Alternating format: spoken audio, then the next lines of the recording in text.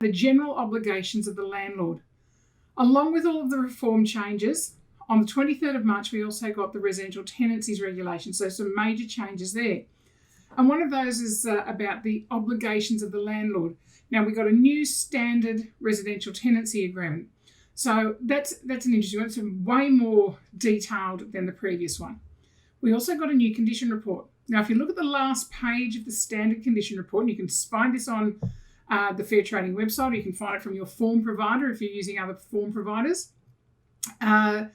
There's a whole lot of questions because in the Residential Tenancy Agreement, there are a lot of questions that you actually need to answer and a lot of information that you need to be providing to your tenant.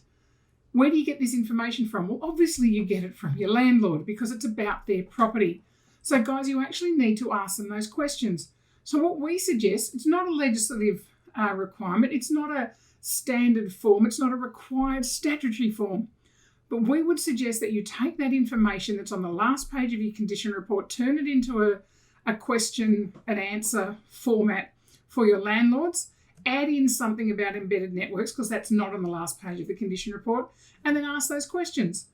If you'd like a copy of something that we put together, flick us an email, we'll send one out to you. But that aside, there's lots of questions there that you need to actually be asking. And, they're about smoke alarms, they're about the batteries, they're about the embedded networks. It's about the fit for habitation issues that are with the property. So lots of questions that you need to be asking.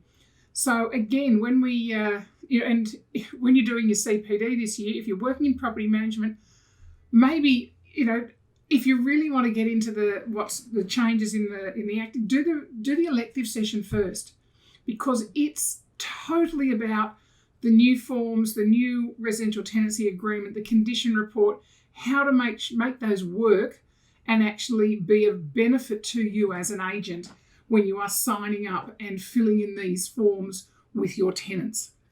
So again, just another reason to do your CPD, but really the main point is that it's so useful and will help you actually do your work under the new legislation of the Residential Tenancies Regulations.